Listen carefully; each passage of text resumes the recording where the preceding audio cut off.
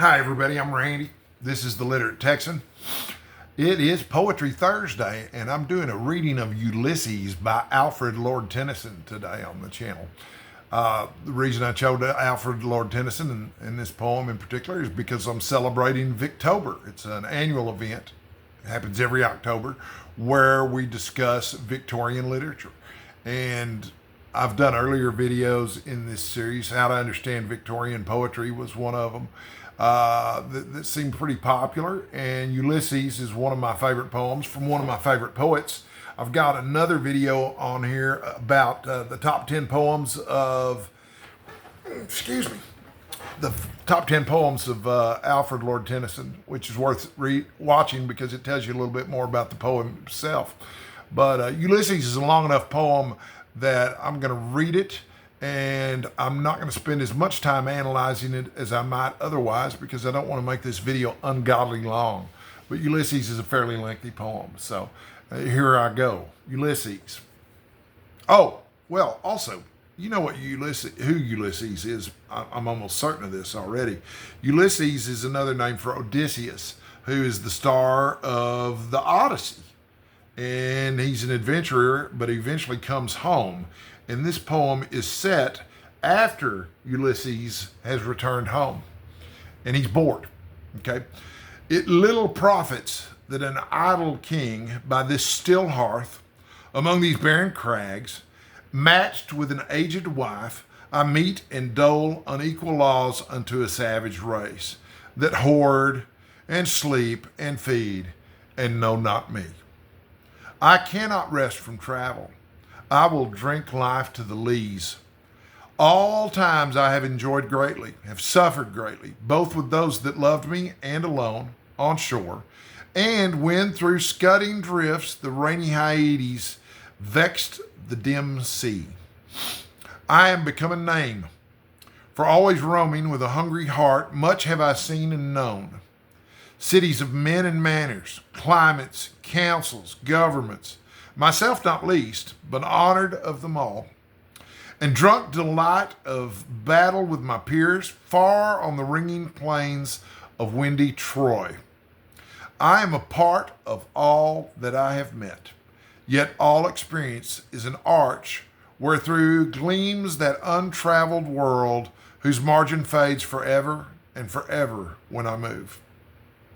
How dull it is to pause, to make an end, to rust unburnished, not to shine in use. As though to breathe were life. Life piled on life were all too little, and of one to me little remains. But every hour is saved from that eternal silence, sometimes more, a bringer of new things.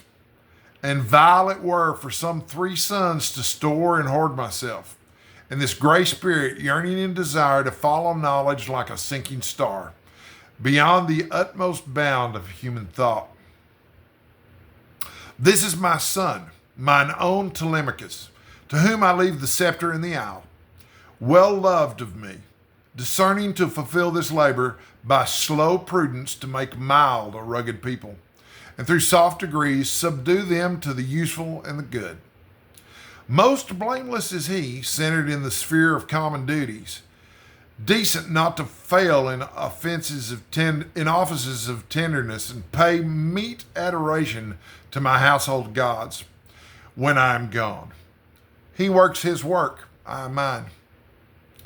And there lies the port, the vessel puffs her sail. There gloom the dark, broad seas. My mariners, souls that have toiled and wrought and thought with me, that ever with a frolic welcome took the thunder and the sunshine, and opposed free hearts, free foreheads. You and I are old. Old age hath yet his honor and his toil. Death closes all, but something ere the end, some work of noble note, may yet be done. Not unbecoming men that strove with gods. The lights begin to twinkle from the rocks. The long day wanes. The slow moon climbs. The deep moans round with many voices. Come, my friends. 'Tis not too late to seek a newer world. Push off, and sitting well in order, smite the sounding furrows, For my purpose holds to sail beyond the sunset and the baths of all the western stars until I die. It may be that the gulfs will wash us down. It may be we shall touch the happy isles and see the great Achilles whom we knew. Though much is taken, much abides. And though we are not now that strength which in old days moved earth and heaven, that which we are, we are. One equal temper of heroic hearts, made weak by time and fate, but strong in will to strive, to seek, to find, and not to yield. Well, first thing I want to point out is this poem, there's three parts to it, okay? The first part, the first third of the poem, he's talking about how bored he is because he's not adventuring anymore. He's come home from all of his adventures, and he's an old man now, and he's ruling over his kingdom, such as it is. And he doesn't like it. This is not the job for him. This guy's an adventurer. Sitting on a throne, making rulings about who's right and who's wrong and who's broken the law and who hasn't. That's just not for him. That's the first part of the poem. He doesn't like this new life. And even mentions, even my wife's gotten old. It's kind of cold since he's an old man too, but you get it. And in the second part of the poem is where he expresses admiration for his son Telemachus. Because Telemachus is good at ruling. Telemachus is good at being a king. And he's thinking, well, since Telemachus is good at it, why don't I let him do his thing and I'll go do mine. I'll go back and start adventuring again. Which leads directly into the third part of the poem, which is where he's speaking to the mariners. The people that went to sea with him and adventured with him before. They're old too, okay? But he's asking them, hey, let's go. We may be old.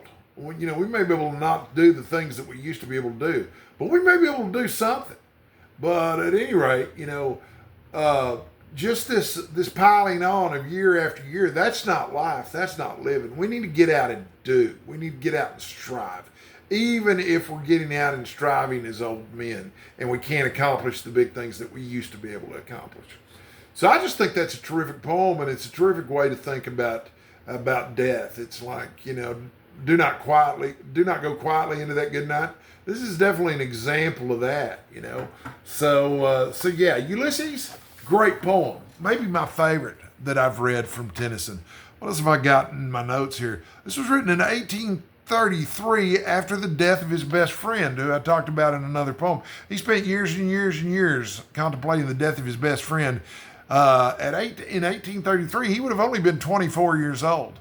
That's young to lose your best friend, but if you're going to live to be 83, that's also a long time to be grieving your best friend too. That's 50-something years. Let's see. It addresses the need to go forward even after loss. And you'll see that occasionally with some people, especially elderly people who are married.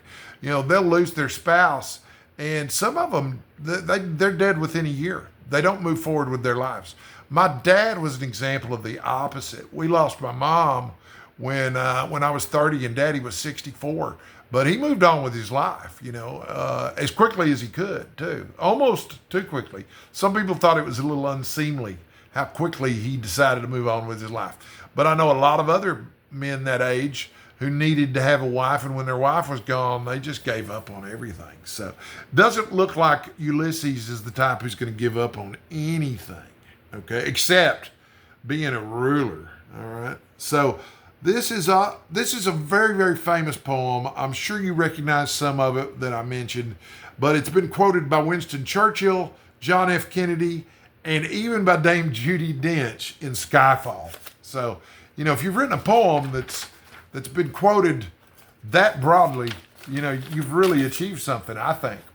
So, if you're interested in more about Tennyson, go to the YouTube search box, type in Randy Ray plus Tennyson. You'll get my other videos about Alfred Lord Tennyson. I hope you enjoyed this as much as I enjoyed making it. I really enjoy reading these poems aloud. I'm not convinced that I'm good at it, but many of the viewers of the show leave in the comments that they love listening to me do the readings. So as long as y'all are enjoying listening to me doing the readings, I enjoy doing the readings, and I'll keep doing them, which is a change for me. I've evolved as a booktuber, because initially when I did my first few Poetry Thursdays, I noticed that I didn't get very many views. And I thought, well, what's the point in making these videos? I understand what the point is now. You guys have taught me. So thank you for that. Until the next time we spend a little time together, stay hydrated and stay sexy, folks. I love y'all.